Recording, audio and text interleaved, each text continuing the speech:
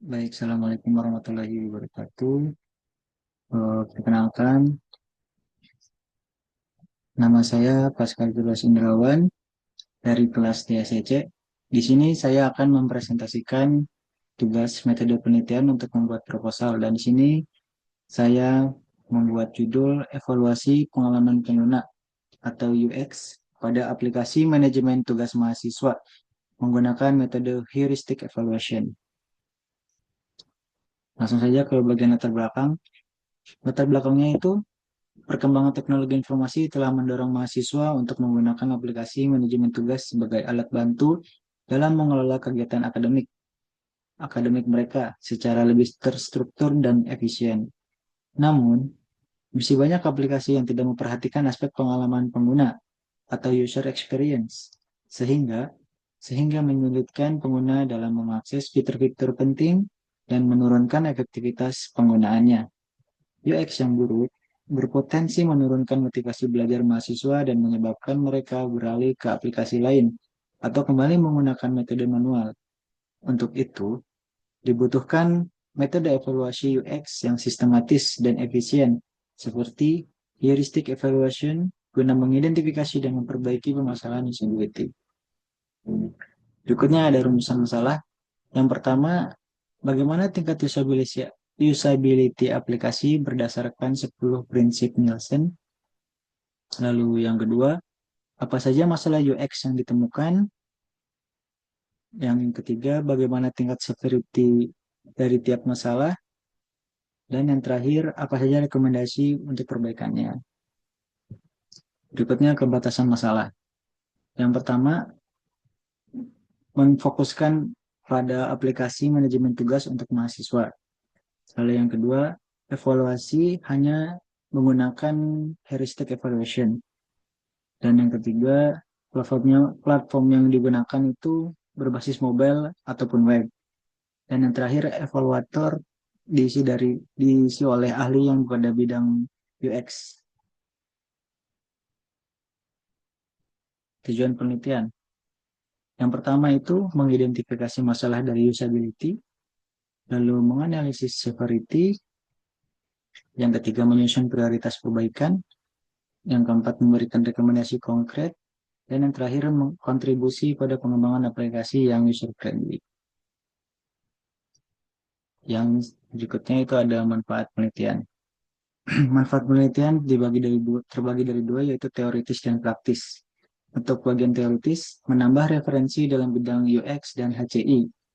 Dan pada bagian praktis, untuk developer, mendapatkan insight perbaikan aplikasi. Lalu bagi mahasiswa, mendapatkan pengalaman penggunaan yang lebih baik. Lalu bagi institusi, dapat memperoleh bahan pertimbangan untuk pengembangan sistemnya. Lalu berikutnya ada tinjauan pustaka. Yang pertama itu ada UX. UX didefinisikan oleh ISO atau International Certification Organization, yaitu persepsi dan respon pengguna. Lalu yang kedua ada usability yang didefinisikan oleh Nielsen itu ada 5, yaitu learnability, kemudahan belajar, efisiensi, memorability, kemudahan mengingat, errors, tingkat kesalahan, dan satisfaction, yaitu kepuasan penggunaan. Lalu berikutnya ada heuristic evaluation yang terdiri dari 10 prinsip Nielsen. Nah, untuk prinsip-prinsipnya itu yang pertama ada visibility of system status, yang kedua ada match between system and real world, yang ketiga word control and freedom, yang keempat consistency and standard, yang kelima error prevention, yang keenam recognition rather than recall, yang ketujuh flexibility and efficiency, eh, yang kedelapan aesthetic and minimalist design, yang kesembilan help user recognition, diagnose and recover, dan yang kesepuluh help and documentation.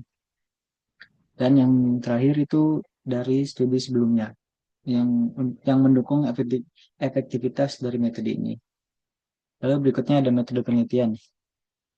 Untuk metode penelitian jenisnya ini yang digunakan yaitu kualitatif dengan metode evaluatif. Dan objek penelitiannya itu menggunakan 5 aplikasi yang sering digunakan oleh mahasiswa seperti Google Classroom, Anydo. Sebenarnya Anydo itu jarang, tapi ada beberapa mahasiswa yang menggunakan. Lalu Trello, Notion, and Microsoft To Do. Dan subjek yang subjek penelitiannya itu beberapa orang evaluator yang ahli pada bidang UX sehingga mereka dapat menilainya dengan profesional. Berikutnya ada instrumen evaluasi seperti menceklis 10 prinsip dari heuristik, lalu severity rating dari 0 dengan skala 0 sampai 4. Untuk selanjutnya ada formulir evaluasi dari temuan evaluator seperti eh, mendokumentasikan setiap setiap temuan yang ditemuan oleh evaluator dan eh, dihitung dari ratingnya. Lalu untuk prosedur penelitian, yang pertama ada literature review untuk mendalami tentang metode heuristik, lalu instrument development, penyusunan dan validasi instrumennya, lalu ada selection untuk menseleksi aplikasi yang akan digunakan, lalu testing untuk mencoba eh, instrumen dengan salah satu evaluator.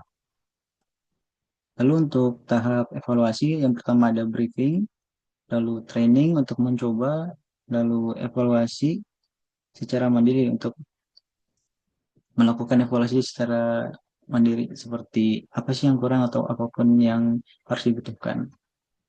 Lalu yang terakhir ada konsolidasi yang terdiri dari kompilasi untuk mengompilasi data, lalu ada analisis severity.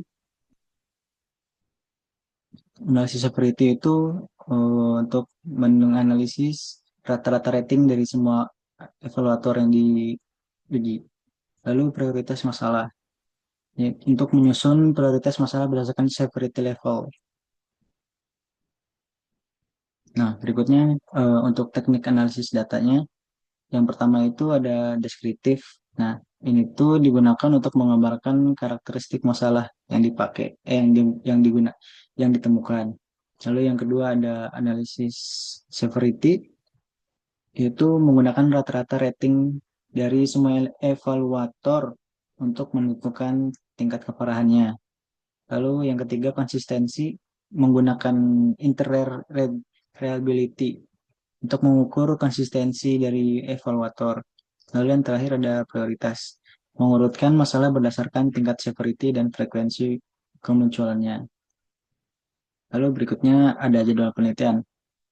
Untuk bulan pertama, pada minggu 1 dan minggu 2 itu melaksanakan studi literatur, lalu pada minggu ketiga 4 menyusun instrumen, pada bulan kedua minggu 1 dan 2 merekrut evaluatornya, lalu pada minggu ketiga dan 4 pelatihan evaluator, pada bulan ketiga pelaksanaan evaluasi dan analisis data. Dan pada bulan terakhir, pada minggu 1 sampai minggu 4 ada seminar.